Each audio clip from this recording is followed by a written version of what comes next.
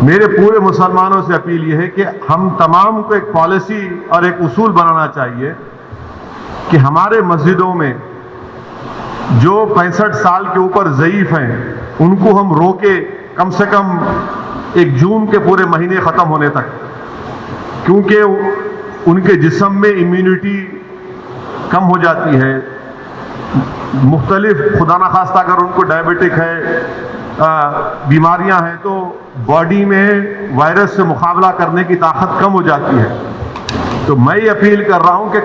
8 جون کو انشاءاللہ تو کھل جائیں گے، مگر کم سے کم جون کے ختم ہونے تک ہمارے جو 65 سال کے اوپر جو ضعیف افراد ہیں ان کو ہم سمجھائیں،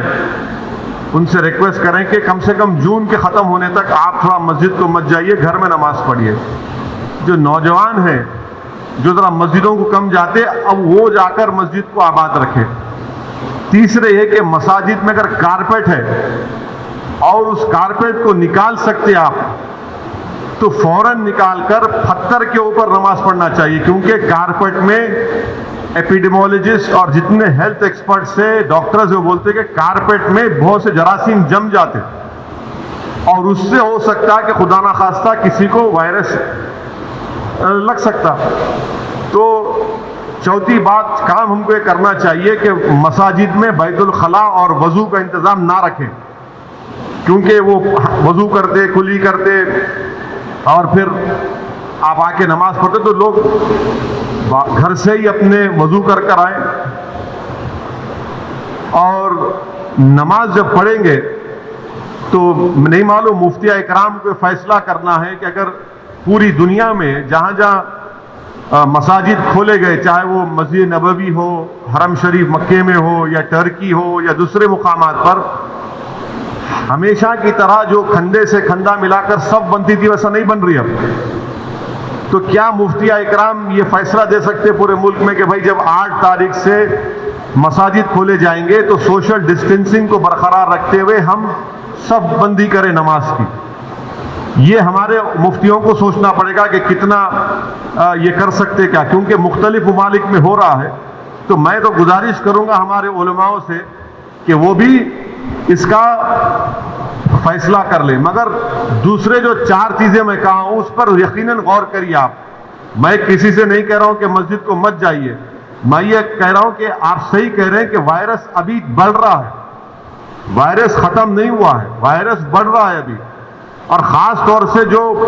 ہمارے 65 سال کے اوپر کے جو لوگ ہیں اور جو لوگ مختلف امراض کے شکار ہیں، جس کو کڈنی کی بیماری ہے، ہارٹ کی ہے، لنگز کی ہے، ڈائبٹک ہیں، ان کو تو اور احتیاط کرنے کی ضرورت ہے، بہت احتیاط کرنے کی ضرورت ہے ان کو، کیونکہ ان کی جان کو بچانے کا ہے۔ یقیناً ہم کو ایک روحانی اور قلبی سکون ملتا ہے جب ہم اللہ کے گھر میں جا کر سر و سجود ہوتے ہیں، مگر اسلام کی اہم تعلیمات بھی ہے کہ جان بچائیے، اور اگر خدا نہ خواستہ کسی کو یہ وائرس ہوتا ہے تو پھر ان کے گھر والوں کو، ان سے جو ملاقات کیے،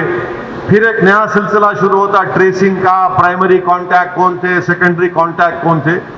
یہ میرے احساسات ہیں، اور یہ اسی وقت ہوگا جب ہمارے تمام مفتی اکرام، چاہے وہ کسی بھی مکتب فکر کے ہوں، وہ اس کا ایک اجتماعی طور پر نوٹ لے کر سب کو بتائیں۔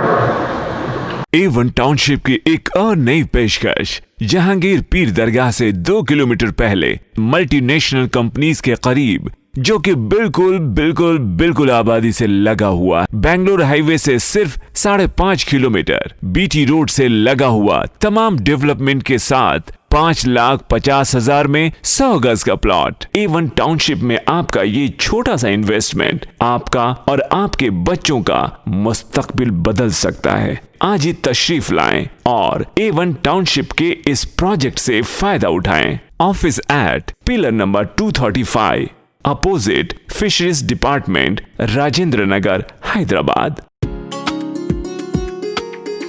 فرینڈز کی شادیوں میں ہی ڈانس کرتی رہو گی یا اپنے بارے میں بھی سوچو گی؟ تو پھر تلاش کرے نا میرے لیے کوئی پرفیکٹ میچ۔ اتنا پرفیکٹ میچ کہاں سے ملے گا؟ ट्राई nayabrishte.com क्योंकि यहाँ मौजूद हैं रिश्तों की बेशुमार चॉइसेस और वो भी पूरी वेरिफिकेशन के साथ, और यहाँ रखा जाता है प्राइवेसी का पूरा ख्याल। तो थामे परफेक्ट मैच का हाथ। अगर आपने हमारे चैनल को अभी तक सब्सक्राइब नहीं किया है तो यहाँ पर रेड कलर का सब्सक्राइब बटन दिख रहा है, उसे क्लिक करें और हमारे चैनल को सब्सक्राइब कीजिए और साथ ही साथ बेल आइकन को भी क्लिक कीजिए, जिससे आपको ताज़ा अपडेट मिलती रहे।